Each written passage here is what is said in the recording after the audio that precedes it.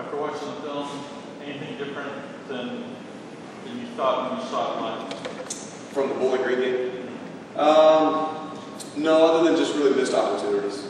We had the ball across midfield way too many times without scoring enough touchdowns. And I think really that's what it comes down to. We just didn't execute well enough in the score zone. Shane, on the game on down there, a high school quarterback, going high the ball.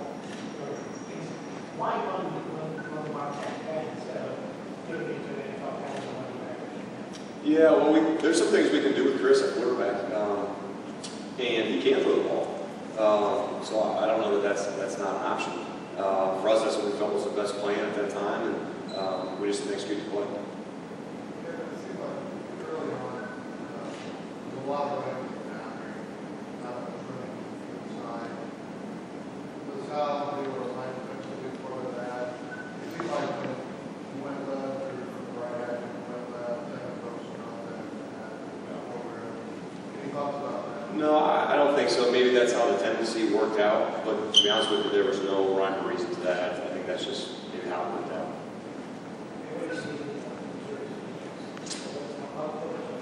They're really good on defense. I think they're one of the best defenses I would imagine in this entire country. Again, not watching all of them, but their two defensive ends are as good as anybody that we'll see. They are for sure Sunday NFL type players. Their linebackers are very sound at what they do. Their secondary is always in the right position. They play very physical. I know they replaced a couple starters from a year ago at the quarterback position. But those guys both played a year ago. So top to bottom, I think they're going to be the best defense we've faced up to date for this season, and that would be a big time challenge.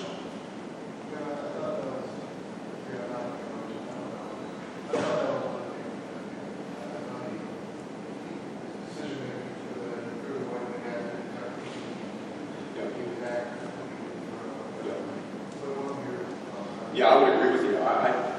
We thought he played really well. We nominated him for what we call a championship performance. More than anything else, I think he was very decisive on Saturday. And I think that's probably the best way to sum it up. And you can see that just on some of the velocity of the throws that he made. And like you said, the decisions that he made was very efficient with the ball. I think he completed his first 13 of 13. There's one penalty mixed in there for a pass interference. But anytime you can start off and really play the entire first quarter, most of the second without any completion, that's pretty cool. And, he certainly gave us a chance to win, and that's what we need from him every week. What is about Jason Terrace and turn that early from Mike's offense? I mean, more so well, I guess he's not that much passes on that. Obviously, yes. Very evident. Yeah. I think with Jay Sean, it's his maturity level. That's where everything starts with him. That he can handle the freedom. He can handle all the information we're giving to him. He can handle the workload.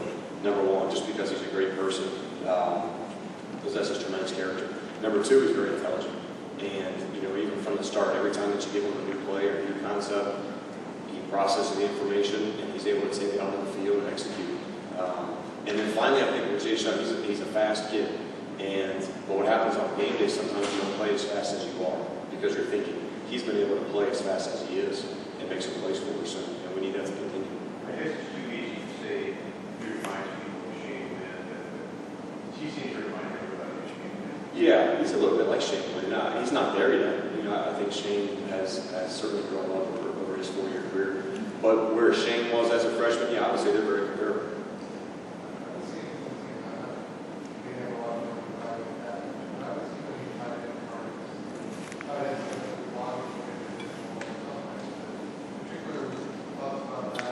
No, other than we're just trying to move the ball and execute as best we can to score as many points as we can.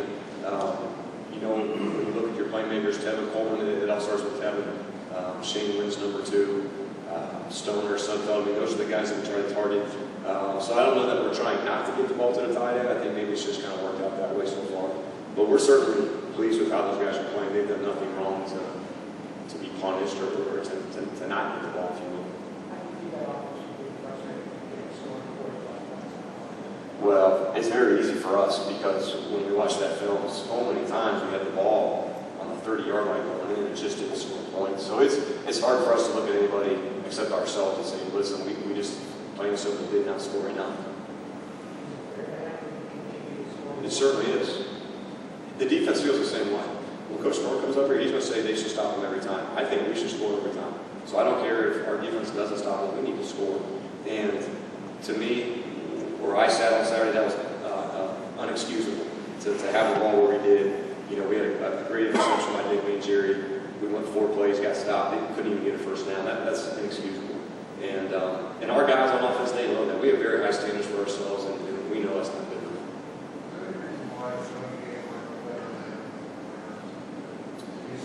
No, I don't think so.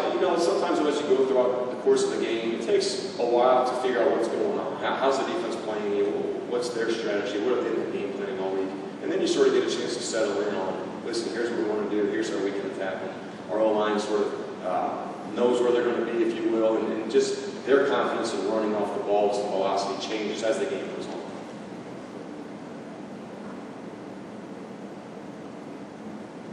All good? Thanks, man. Appreciate your time.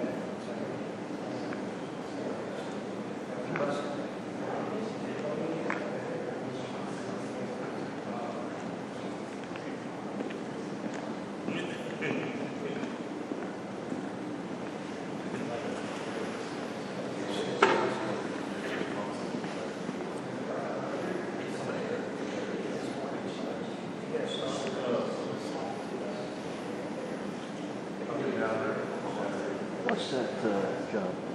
What's that new kid that's working for us? Huh? Who's the new kid who's working for us? Is his name Ryan? The SID. Over here with Kitty. That kid? Yeah.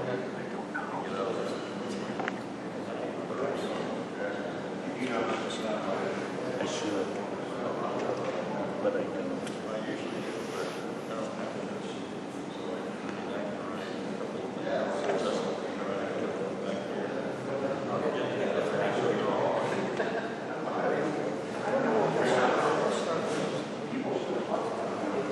South's pretty good defensively, aren't they? Huh? South's pretty good defensively. Yeah, they handled that size. No problem. Yeah, when you can, have the balance they did, Yeah. and then have the offense score like they did.